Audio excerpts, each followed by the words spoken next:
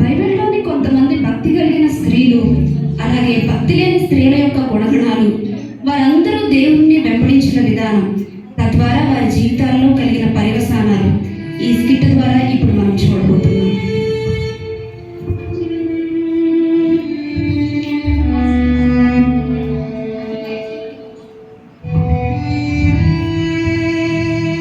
ఎవరు మీరందరూ? నువ్వు మనిషిలానే మాట్లాడుతున్నావు, కానీ చూడ్డానికి ఉపస్తంభంలా ఉన్నావేంటి? అది ఒక పెద్ద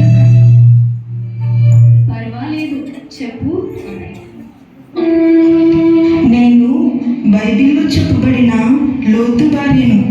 మేము సొదొమ గొమొర్రా పట్టణములలో నివసించేవారము.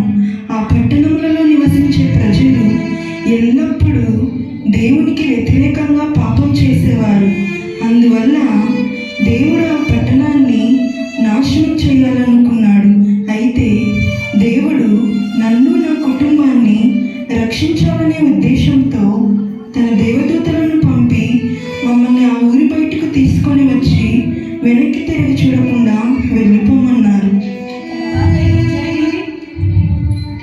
నాకు అస్సలు ఆ ఊరి విడిచి వెళ్ళడమే ఇష్టం లేదు. అందుకే దేవుడు వద్దన్నా వినకుండా వెనక్కి తిరిగి చూశాను, ఉపస్తంభం అయిపోయాను. ఓ, ఇది చాలా విచారకరం.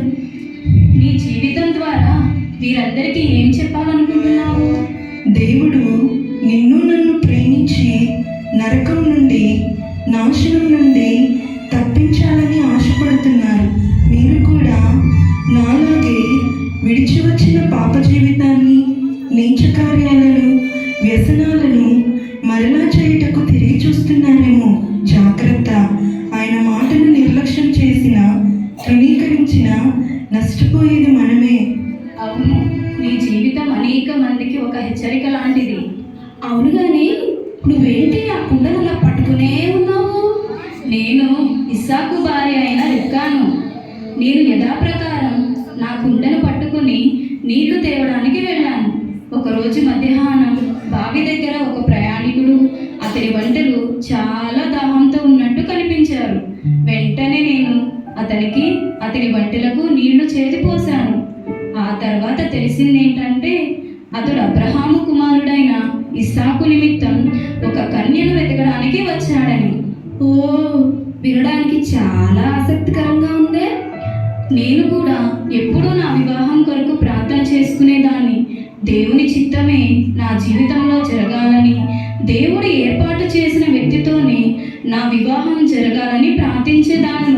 అలానే దేవుడు ఆశ్చర్యరీతిగా ఇస్సాకుతో నా వివాహం జరిగించారు. దేవుడు తనను పరిచయం చేసుకుంటూ అబ్రహాము దేవుడను, ఇస్సాకు దేవుడను, యాకోబు దేవుడను అంటారు. అందులో ఇస్సాకు నా భర్తే కదా, యాకోబు నా చిన్న కుమారుడే కదా.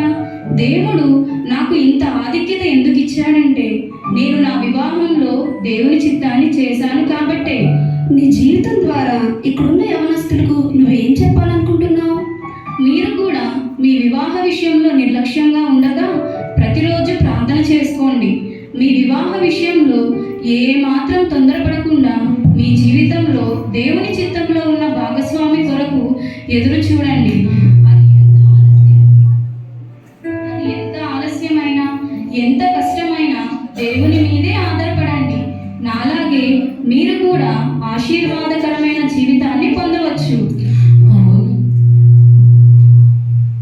అవును, దేవుని మాట వింటే, దేవుని చిత్తాన్ని చేస్తే ఎంతో ఆశీర్వాదం.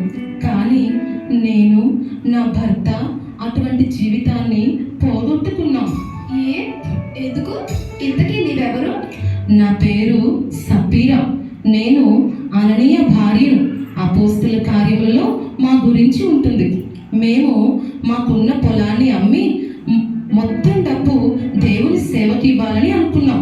కానీ వచ్చిన డబ్బు చూడగానే దురాశతో కొంత దాచుకొని కొంత మాత్రమే దేవునికి ఇచ్చాము. అంతేకాకుండా మేము ఇంతకే పొలము అమ్మాము అని దేవుని పరిశుద్ధాత్మతోనూ అక్కడ ఉన్న దైవజనులతోనూ అబద్ధమాడాము. అందువలన నేను, నా భర్త దేవుని శిక్షకు గురి కావాల్సి వచ్చింది. మేము అక్కడికక్కడే మరణించాల్సి వచ్చింది. చాలా భయంగా ఉంది. మీ జీవితం ద్వారా నీవేం చెప్పాలనుకుంటున్నావు? దేవునికి యథార్థత అంటే చాలా ఇష్టం. మోసం చేయటం, అబద్ధం ఆడటం దేవునికి అస్సలు ఇష్టం లేదు. మనము ఉన్నది ఉన్నట్టుగానే ఒప్పుకుంటే దేవుడు మనల్ని క్షమిస్తాడు. కావున దేవునితోనూ మనుషులందరితోనూ యథార్థంగా నడుచుకోవాలి. ధనాపేక్ష సమస్త కీడులకు మూలం. మనుషుడు ఏమి విత్తునో ఆ పంటనే కోయును. అవును, ఇది ఎంతైనా నిజం.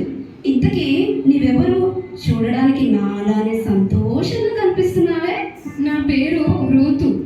నేను మోయాబీయురాలిని. నేను నిజమైన దేవుడు ఎవరో తెలియక విగ్రహారాధన చేసేదాను.